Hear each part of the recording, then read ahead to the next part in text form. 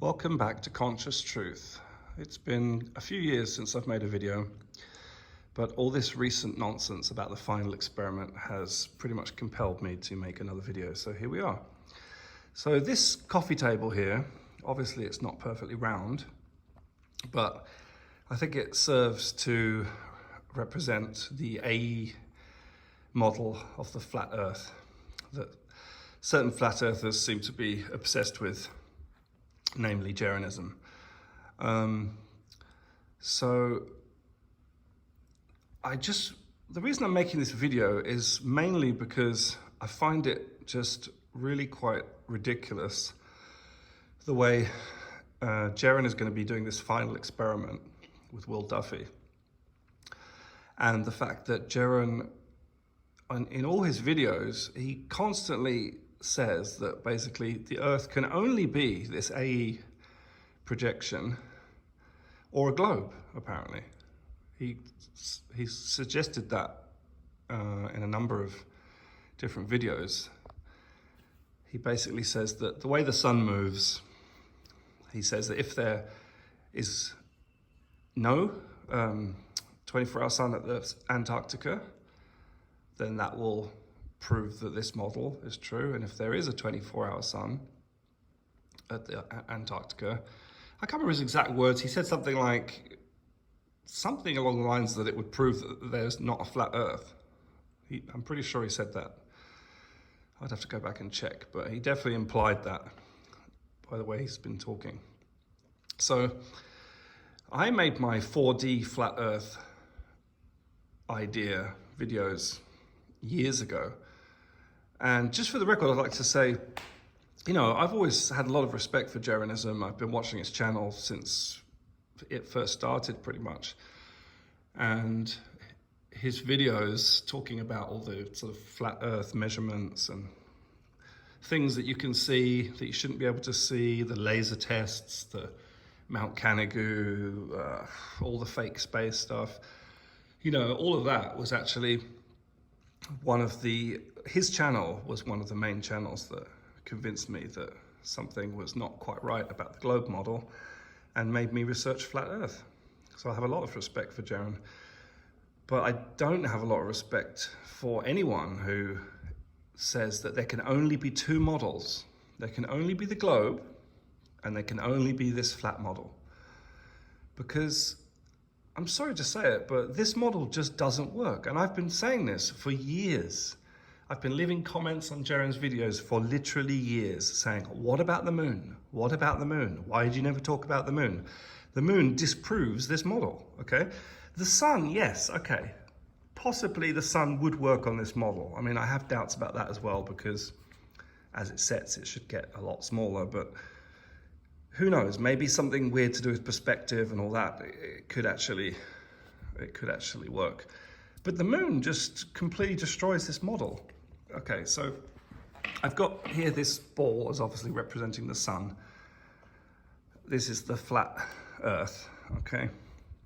So according to this AE projection model, here's the moon, okay? That's the dark side, that's the side that's lit up. So I'll put that there.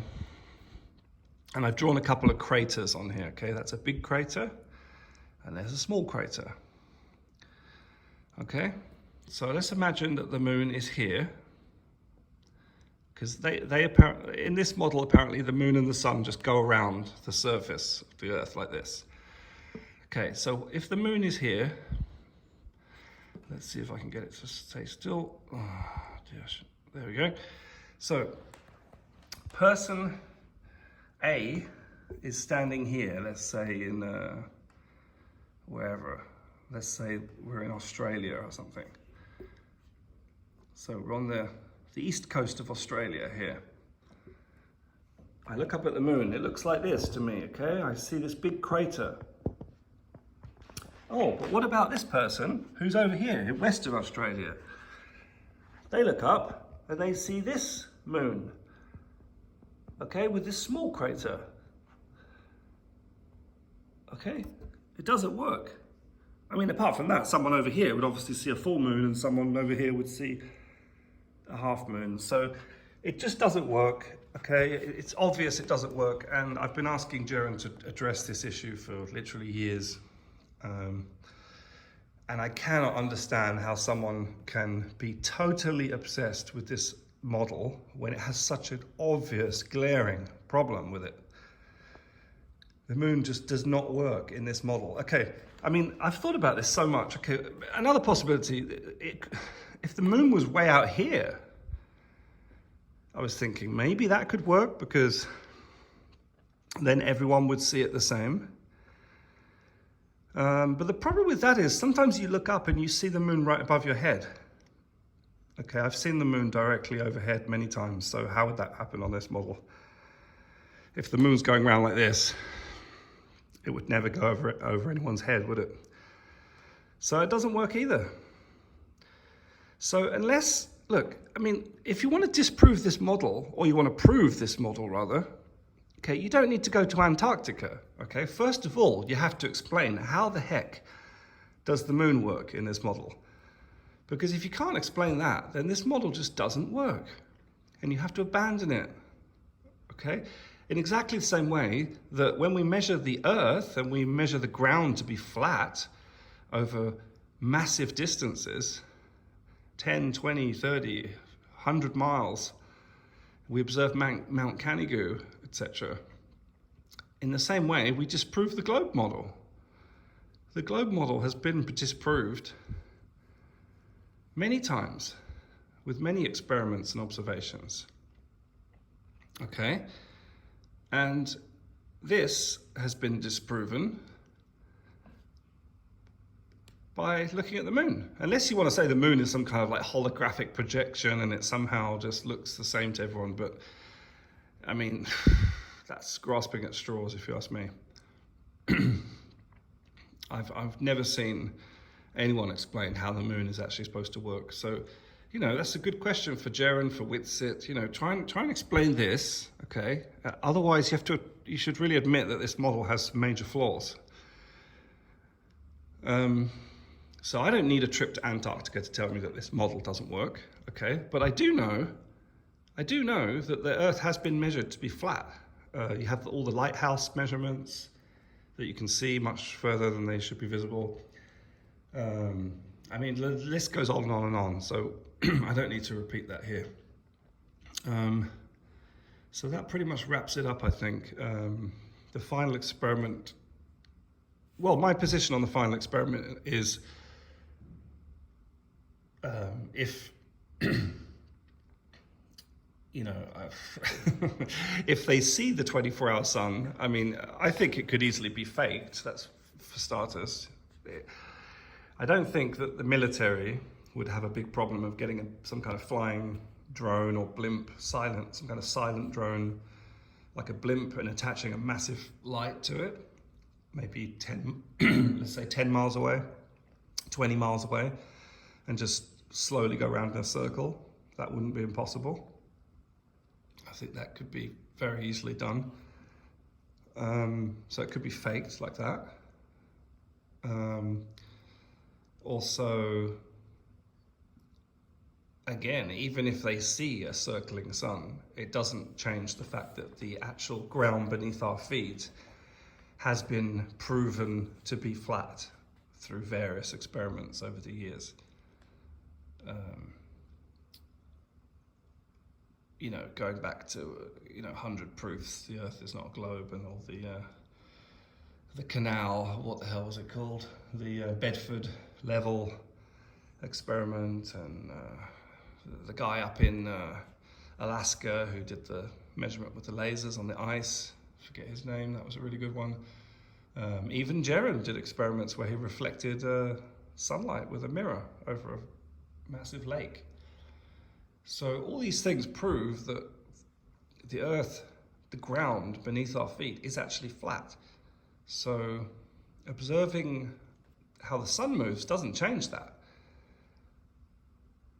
And going back again to my 4D flat Earth model, which no one ever wants to talk about apparently, because I guess they just can't wrap their heads around it or something. But again, it's not that complicated, okay? We live in a multi-dimensional universe. there is no reason to think that there's only 3 spatial dimensions, okay? In fact, most mathematicians and physicists will agree that there are more than 3 spatial dimensions. Many people who have had out of the ordinary experiences, such as NDEs or ayahuasca experiences and stuff like that, will tell you that they've experienced other dimensions of space. They've gone into spatial awareness that goes outside of 3-dimensional space. So I consider that to be pretty much proven fact. So when we observe the Earth and we observe that the ground appears to be flat, and yet everything we see in the sky looks as if it's going around us, around a ball. The moon and the sun definitely appear as if they're going around us in a spherical way. It appears that there's a celestial sphere. Okay, when you put those 2 things together, in my mind, there's only one conclusion, is that we live on a 4-dimensional object. So the Earth is not a rock floating in space, it's a 4-dimensional object. And you know, it's designed in such a way that the ground is completely level and flat, and yet we still have this amazing celestial sphere that orbits around us. So that is the nature of a higher dimensional space. So try and just, I don't know, maybe take a big rip on a bong one day and think about it. Maybe it all suddenly makes sense to you, but you know, it's definitely a possibility. And I don't know why everyone's afraid to talk about it, because, you know, the thing that makes me more and more convinced about this idea over the years is the fact that there's such a big debate. There's such a big debate between the globers and the flat earthers. And they both are convinced they're right. So that tells me that they're both correct in some ways. Otherwise, it wouldn't be such a, you know, it wouldn't be such a hot topic of debate. There wouldn't be so many people convinced on each side.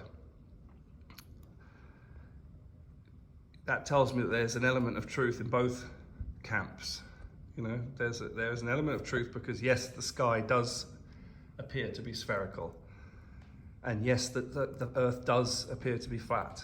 So you can't have both of those things on a model like this.